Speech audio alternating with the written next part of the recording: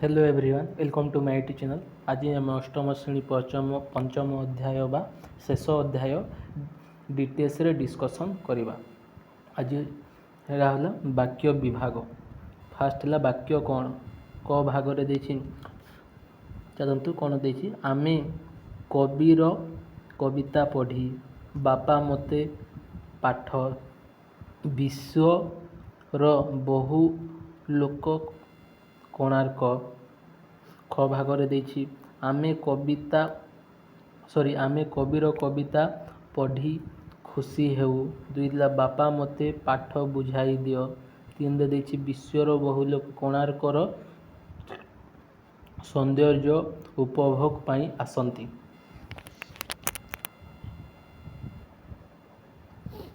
क भागरे लेखा थिबा उक्ति तीनोटी पढ़। एपरी कहिले किंबा लिखिले कौनसी अर्थ संपूर्ण रूपे प्रकाश पाउ नाही। एथिरे आउ किछि जोड़िबा दरकार पड़ुछि। मात्र ख भागरे उक्ति गुड़िकु पढ़िले पूर्व उक्ति संपर्क रे थिबा अबुझा भाव दूर होई गोटिए गोटिए पूर्ण रूप प्रकाश पाउछि। एगुड़िक सहित आउ किछि जोड़िबा दरकार पड़ु नाही। ए सबु स्वतः अर्थ प्रकाश पाउछि। एणु ख विभाग रे थिबा उक्ति गुड़िक गोटिए गोटिए वाक्य। जो उक्ति मनर एक भाव को पूर्ण रूपे स्वाधीन भाव प्रकाश करे ताहाकु वाक्य कहा जाए। केते गुड़िए पद मिलित होई पूर्ण रूपे मनर भाव प्रकाश कले ताहा वाक्य होई थाए। वाक्य आकार रे छोट होई पारे किंबा बड़ होई पारे। आस तले दिया जाइथिबा वाक्य गुड़िकु पढ़िबा। भारत रे पढ़ा शेष करी सुभाष चंद्र बोस अधिक पढ़िबा पई लंडन गले मध्य सेठारे भारतर स्वाधीनता पई चिंता कले। नेक्स्ट पुरी भुवनेश्वर और कोणार्क को स्वर्ण त्रिभुज कहा जाए। नेक्स्ट गांधीजी जातिर जनक। नेक्स्ट रेलगाड़ी गला। 5 रहा जातु। उपरे दिया जाइथिबा वाक्य गुड़िक मध्य प्रथमटी सबुठारु बड़ वाक्य और पंचमटी सबुठारु छोट वाक्य। तथापि प्रथम ठारु पंचम पर्यंत सबु गुड़िक गोटिए गोटिए वाक्य, कारण से गुड़िक प्रत्येक पूर्ण अर्थ प्रकाश करुछि। नेक्स्ट वाक्यर गठनमूलक प्रकार भेद। गठन दृष्टि वाक्य 3 प्रकार सरल, यौगिक और जटिल। फास्ट सरल वाक्य। आलेक्जांडर जड़े योद्धा थिले। बसंत ऋतुरे दक्षिण दिगरु मलय पवन बहे। मिनी भात खाई विद्यालय को जाए। पिलाटी जाऊ जाऊ रास्तारे पड़ीगला। एही समस्त वाक्य रे गोटिए लेखाए समापिका क्रिया रही, अर्थात गोटिए मात्र क्रिया द्वारा वाक्यटी समाप्त हेउछि। प्रथम वाक्य रे समापिका क्रिया थिले, द्वितीय वाक्य रे समापिका क्रिया बहे, तृतीय वाक्य रे समापिका क्रिया जाए, चतुर्थ वाक्य रे समापिका क्रिया पड़ीगला। तृतीय और चतुर्थ वाक्य रे गोटिए गोटिए अधिका क्रियापद रही। तृतीय वाक्य रे खाई, चतुर्थ वाक्य रे जाऊ जाऊ। एही क्रिया गुड़िकु वाक्य समाप्त करू नथिबार एगुड़िको गोटिए गोटिए असमापिका क्रिया और तृतीय और चतुर्थ वाक्य रे अलगा अलगा प्रकार असमापिका क्रिया थिले मध्य समापिका क्रिया मात्र गोटिए एगुड़िको गोटिए गोटिए सरल वाक्य। तो जो वाक्य गोटिए मात्र समापिका क्रिया थाए ताहाकु सरल वाक्य कहा जाए। गीता और मिता स्कूल को गले। एही वाक्य रे दुईटी कर्ता हेले मध्य समापिका क्रिया गोटिए गले, तेणु यह एक सरल वाक्य। नवा दिल्ली भारतर राजधानी। एही वाक्य रे समापिका क्रिया अटे उह अछि। केतेक वाक्य रे समापिका क्रिया उह थाए, तेणु नवा दिल्ली भारतर राजधानी मध्य एक सरल वाक्य। ନେକ୍ସଟ ଆସ ମନେ ରଖିବା। ସାଧାରଣତଃ ଓଡ଼ିଆ ଭାଷାରେ ସରଳ ବାକ୍ୟ କର୍ତ୍ତା ଗୋଟିଏ ସମାପିକା କର୍ମ କ୍ରିୟା ଅନୁସାରେ ଗଠିତ ହୁଏ। ଯଥା ମୁଁ ପାଠ ପଢ଼ୁଛି, ସେ ମୋର ଭଲ ସାଙ୍ଗ। ନେକ୍ସଟ ଯୌଗିକ ବାକ୍ୟ ତାଙ୍କର ଅନେକ ଘର ଦ୍ୱାର ଅଛି ଓ ବହୁତ ଜମିବାଡ଼ି ଅଛି।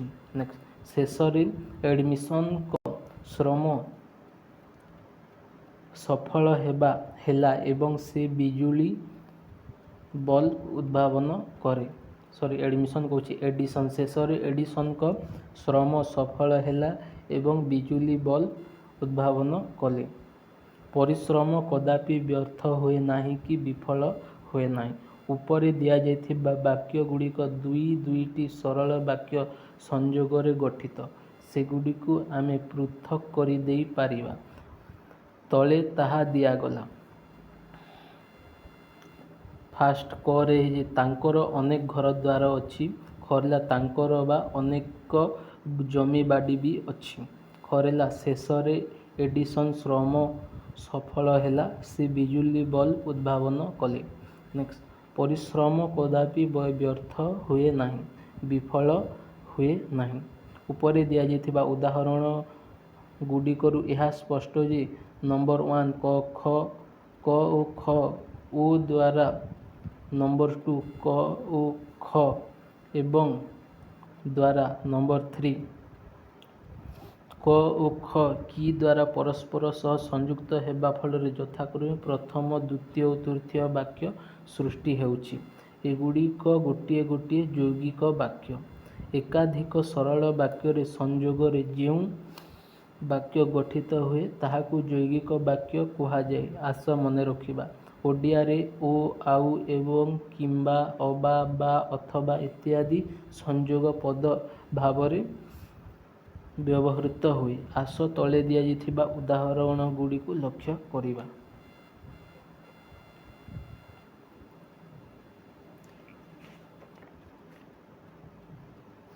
ପ୍ରଫୁଲ୍ଲ ଭଲ ପଢ଼େ, ଖେଳେ, ଚିତ୍ର କରେ ଓ ଗାଇପାରେ। ଏଗୁଡ଼ିକୁ ଏପରି ମଧ୍ୟ ଲେଖାଯାଇପାରେ।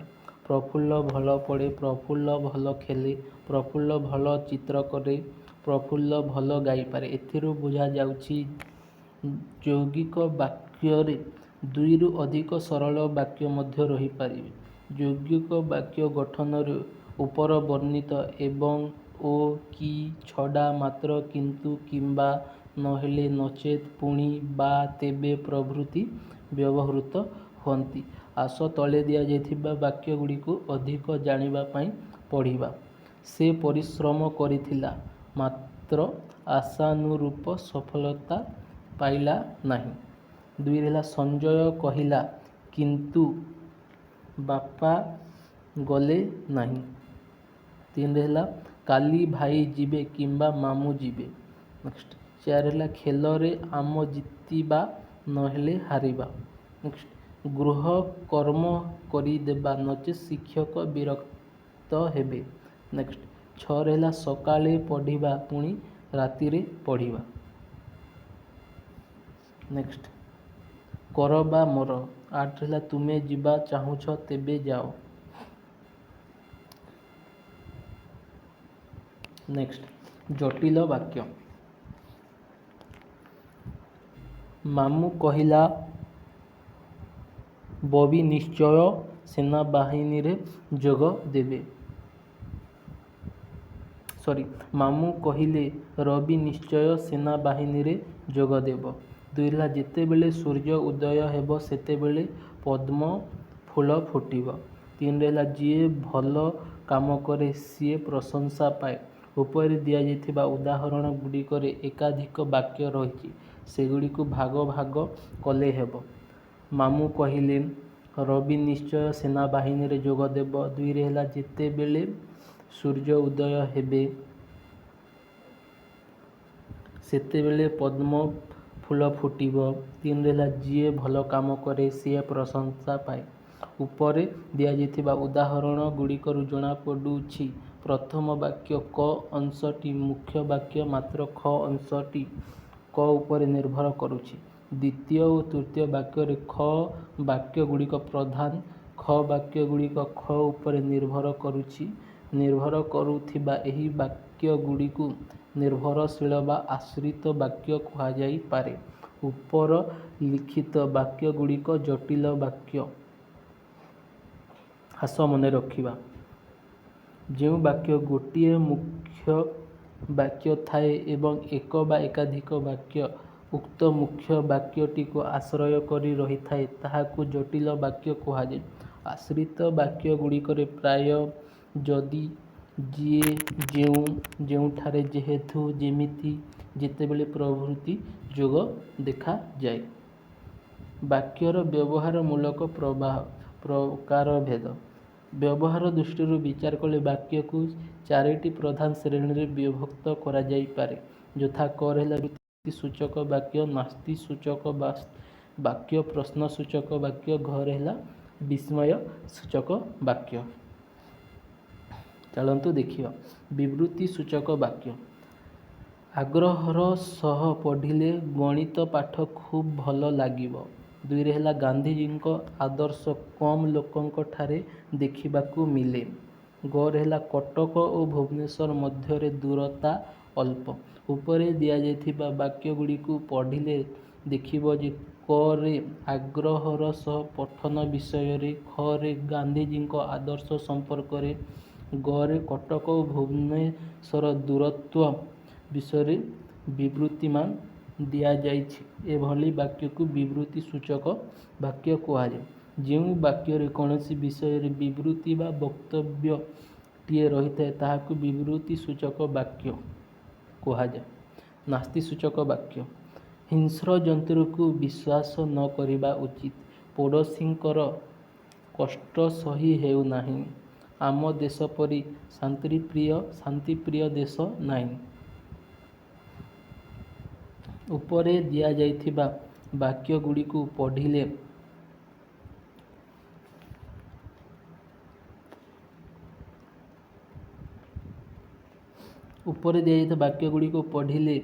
କରେ ହିଂସ୍ର ଜନ୍ତୁକୁ ବିଶ୍ୱାସ ନ କରିବା, ଖରେ ପଡ଼ୋଶୀଙ୍କର କଷ୍ଟ ସହି ନ ହେବା, ଗରେ ଆମ ଦେଶ ପରି ଶାନ୍ତିପ୍ରିୟ ଦେଶ ନଥିବା ସମ୍ପର୍କରେ କୁହାଯାଉଛି।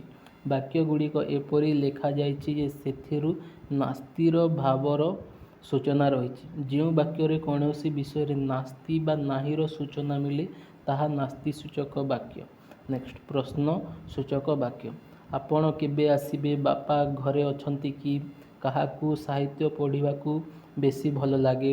ଏହି 3ଟି ଯାକ ବାକ୍ୟରେ ଭିନ୍ନ ପ୍ରଶ୍ନ ପଚାରିଛି। ତେଣୁ ଏଗୁଡ଼ିକ ପ୍ରଶ୍ନ ସୂଚକ ବାକ୍ୟ। ଲେଖିବା ବେଳେ ଏ ପ୍ରକାର ବାକ୍ୟ ଶେଷରେ ପ୍ରଶ୍ନ ଚିହ୍ନ ବ୍ୟବହାର କରାଯାଏ ଓ କହିଲା ବେଳେ ଏହାର ଶେଷରେ ସ୍ୱର ଲହର ଟିକିଏ ଉପରକୁ ଉଠେ। ଯେଉଁ ବାକ୍ୟ ପ୍ରଶ୍ନବୋଧକ ହୋଇଥାଏ ବା କାହାଠାରୁ ଉତ୍ତର ଆଶା କରାଯାଏ ତାହାକୁ ପ୍ରଶ୍ନ ସୂଚକ ବାକ୍ୟ କୁହାଯାଏ। ବିସ୍ମୟ ସୂଚକ ବାକ୍ୟ। ଆଜି କି ଖରା! ମନୋଜର ପୁଅଟି କେଡ଼େ ବୁଦ୍ଧିଆ! ଶିମିଳିପାଳର ଜଙ୍ଗଲ ଆହା କ'ଣ ହୋଇଛି! ଏହି ବାକ୍ୟ ଗୁଡ଼ିକର ବକ୍ତା ବା ଲେଖକ ବିସ୍ମୟ ଭାବକୁ ପ୍ରକଟିତ କରୁଥିବାରୁ ଏଗୁଡ଼ିକୁ ବିସ୍ମୟ ସୂଚକ ବାକ୍ୟ। ଲେଖିଲା ବେଳେ ଏ ପ୍ରକାର ବାକ୍ୟ ଶେଷରେ ବିସ୍ମୟ ଚିହ୍ନ ଦିଆଯାଏ। ଯେଉଁ ବାକ୍ୟରେ ବିସ୍ମୟ ଭାବ ପ୍ରକାଶିତ ହୋଇଥାଏ ତାହାକୁ ବିସ୍ମୟ ସୂଚକ ବାକ୍ୟ କୁହାଯାଏ। ଏତିକିରେ ଟୋଟାଲ ଚ୍ୟାପ୍ଟରଟା ସରିଲା। ଏହାର ପ୍ରଶ୍ନ ଉତ୍ତର ଆମେ ନେକ୍ସଟ ପାର୍ଟରେ କରିବା। Thank you so much.